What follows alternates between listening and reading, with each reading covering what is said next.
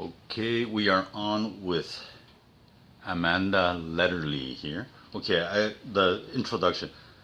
I first met Amanda in the cafe, and then I got Amanda's Instagram account, which is CreateBeing,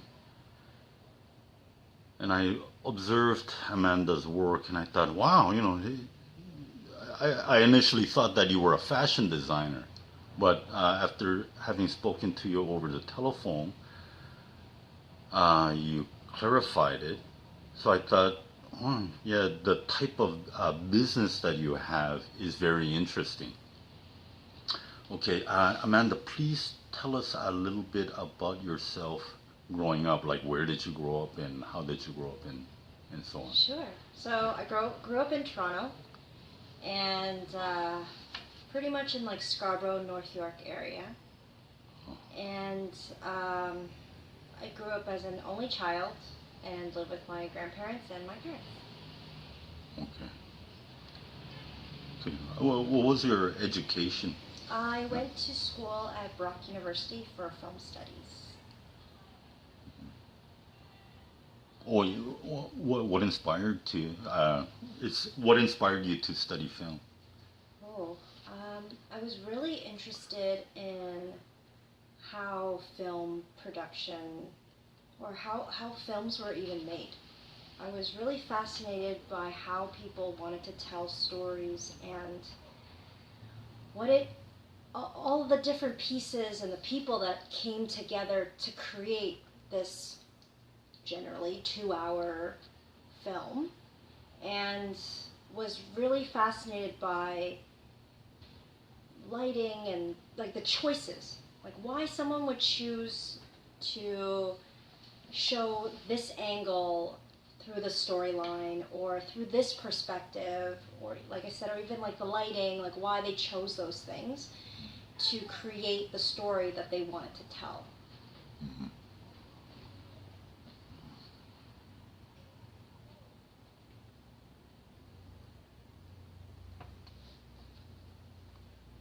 Okay, yeah. Please tell us a little bit about your business.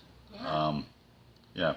Yeah, because I made a mistake in the beginning. I thought you were a fashion designer. That's right, Yeah. yeah. Which I can totally see why that would be. So a little bit about my business is that, so it's called CreateBeing. And what I do as an artist is I work one-on-one with people to collaborate, and they share their mental health story with me, and we create something, part of a digital art. I create the art, and then it gets printed on home decor items, stationery, or apparel. Mm. And that way they can wear and use this thing that represents their story in their everyday life, where they get to see it on their walls at home and honor their journey in a different way. Mm. And you brought some samples to show how, like These are my pieces. Okay. And yes, so just to give an example of the type of things that we can create, that is more apparel and stationery. So something like a pencil case with this design, a sweater or a zipper pouch. What's really neat about this is that for these items, this is also done in Montreal, so it's Canadian made, Canadian design and Canadian made. And the leather that you see here is vegan leather, and it's lined with denim, and it's hand sewn with the machine. Mm. So real people also made this. Same with this tote bag. This tote bag I use all the time, and again, vegan leather is used here. What I love about these notebooks is that you can change the cover and the back of them, so that could be customized as well as the inside. And then you get to choose if you want line, dot, graph, or blank sheets. Mm. So you really can make it your own, and it really feels really lovely and soft. Yeah, you may have seen of this Yes, print. yeah, I saw that on Instagram. Cool, yeah, and it's really wonderful because, like as I said, I came up with these ideas, and to have people really connect with this message is really powerful, because not only is it my work, but it's also work that I'm doing for myself, trying to claim this, trying to accept it. And it's really amazing to know that other people are also feeling the same way. And I think that's what makes CreateBeing as a community I'm so energized by it, by the work, because it's not just for me, it's also for everyone to see. Okay, so I think I would like you to clarify more on the work. Okay, say if a customer comes in to you, what are the steps? I want the audience to get an understanding of the work that you produce for your customers. Say a client comes in, her name is Cindy. Like, what would you do? What steps would you take to create the products for her? Yeah. So most likely it's face to face. I mean, I could do video chat or phone. That's fine too. But the most important thing is for Cindy to know that this is a comfortable space, and it's really important that, first of all, none of it is like publicized or shared, because it's their own story, and we will co-create it together. So they can share. Cindy can share what they would like to focus on. Doesn't need to be a whole life thing. It could just be one piece. And even if it's let's say it's the mental health experience, it could be something within that too. So it can be anything, really. Okay. And so from that piece, when we look at the scenario, we can really dissect what Cindy wants from this. So it really comes down to the individual. Now, so let's break it down. What is the story? Was there a particular time within the story? Was there something that you learned? Was there something that you see changed your life? Things of these thoughts and moments that really shifted the person. That might be something that I would focus on, because it really is so person to person. And I'm coming from a place that Cindy has no idea what they want. Right? So in that way, we dissect, we get clear on what Cindy wants in the story to come alive. And maybe it's in the way that Cindy describes the experience. And I will visualize an imagery of what that could look like, and that might be the idea that we begin with. So for example, I had a client that shared that the gratitude was in the shadows, that the experience of their depression and their anxieties were, there were no places in life. It didn't make sense. And through the experience, they were able to see something that tied together. So what I made for this person was I recognized that they were really interested in aesthetics. They were really interested in something binding. So I came up with the concept of a braid. So, when that was just the visual representation of, through the conversation, what I received from it. And that's why it's so individual, because it's what is shared and then what comes up. And if it works for the individual, then we've got a piece that we work together on. Okay. Yeah, I just want to point out to the audience that after speaking with you over the telephone, I thought, I think your business, not model, the way you do things is very special. creating, like, your company name is CreateBeing, and it is actually that with each individual customer that comes in to receive your services, you are essentially tailoring or creating an individualized style with their life journey or story. I think it's very fascinating. And another thing that I wanted to ask you about is you kept on mentioning mental health. So please explain why you have been focusing on the mental health of, of, of individuals. Yes. So, firstly, thank you for that recognition. Yeah. It's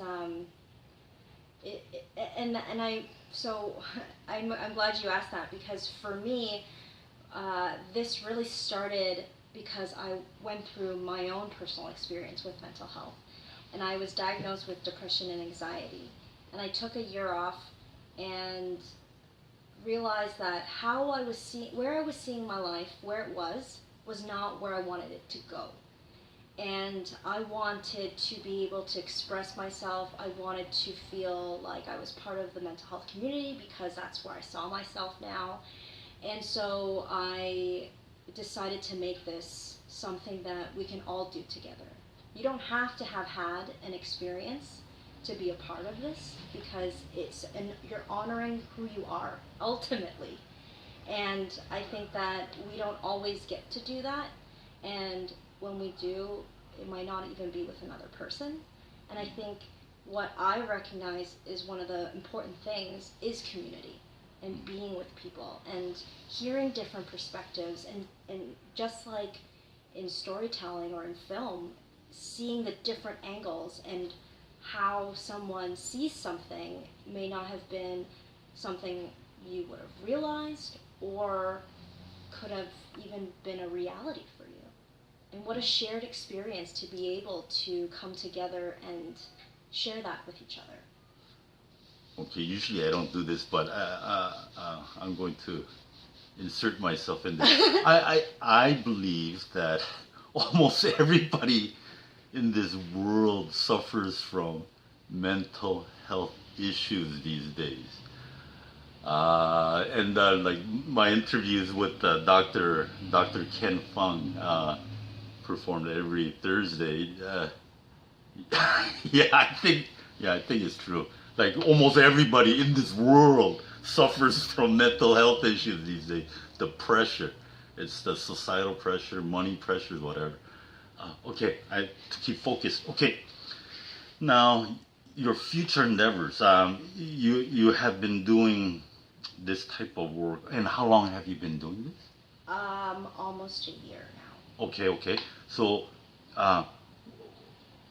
what are your next projects? What do you see yourself doing or progressing into in the present and in the future? Thanks. So I do this with my partner and husband, David, and so we do it together. And so I'm not alone in this.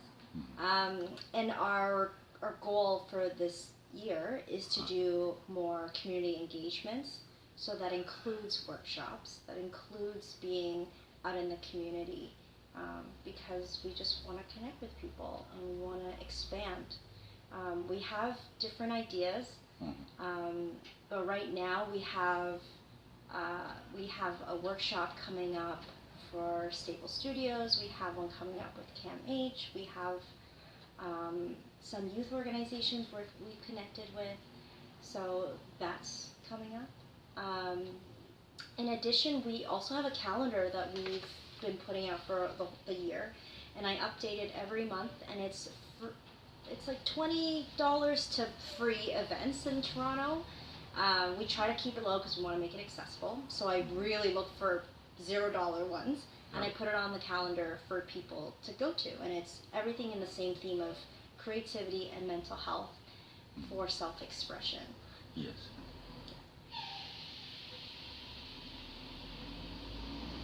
Well, my brain just jammed up. Okay. trying to think what else I mean, we will likely be doing more markets and art shows, but really our focus has been on creating workshops for engagement. Oh yes, the workshops. Okay, in the workshops you will be teaching people how to create things.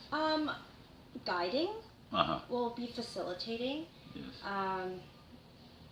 Yeah, we'll be facilitating. So what I have a feeling you're wondering what that looks like. Yes. Is that where yes, you're at? Okay, I yes, can see yes. it in your eyes. Yes. So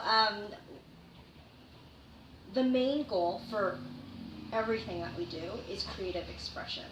And I always think that everyone is creative, whether they think they are or not. Because I always think that if you have problem solved, you're creative. Yes, yes. Mm-hmm. So I want other people to recognize that they can be creative, especially when they don't think they are creative. Yes. Yeah. And because I think that can launch a different perspective. They might see things a little differently, they might recognize themselves differently, because when you recognize your creativity, you really see possibilities. Yes. Okay. The final question, and during our telephone conversation, you hesitated, but do you have any advice to young entrepreneurs out there? What advice would you have for them? Good question. I've thought about this. Yeah. And I realized in my first year of being an entrepreneur that anyone can quit their job and say that they are going to be one. It's sticking through it that will make it different. And in fact, it will be very difficult. Let me rephrase. It can be very difficult. And so my number one advice is your mindset. Because even if you're doing it with a partner, you still go through the imposter syndrome, the negative thoughts, I question even it now. And let me ask you, the imposter, what do you mean by imposter syndrome? It's the little voice inside that says that you can't do something. What you think that you can help people, you think that you can create things. It's that voice inside that doesn't think that you can do it. Okay. And changing your mindset, or listening and recognizing that it exists, and then shifting and reframing that thought will be very powerful. And that takes work. I think that when we change our mindset to be more of a cheerleader, like a personal cheerleader, that's when things can really shift for an individual. And it's a work in progress. I'm still doing it. It's not something that you receive and you're like good to go. Like a lot of things. It's always a process. Okay, so the final question is, excuse me, do you see any issues that exist in our local environment or this world that you want to talk about, or any advice or reaching out that you want to do to this world? Yeah. I think that not in this moment, because what I do every day with CreateBeing is just trying to do that, which is to reach out to people, let them know that they're not alone, and that expressing themselves in whatever form creatively can be very, I don't want to use the word therapeutic, but it can be very beneficial to their mental health. And I think that when people feel expressed, and in my way I'm doing it creatively, like through art and design, but I think that when people feel expressed, they feel expanded. And when you feel expansion, you feel possibility, greatness, whatever that can be. So when I, just going back, another example, instead of being design and artistic, maybe it's in movement. Maybe you're a dancer. Maybe you use an instrument to have that flow through and you feel that expansion. Whatever that may be. Okay, I think that's it. Great, thank you. Okay, thank you. Thank you, Amanda. Thank okay. you.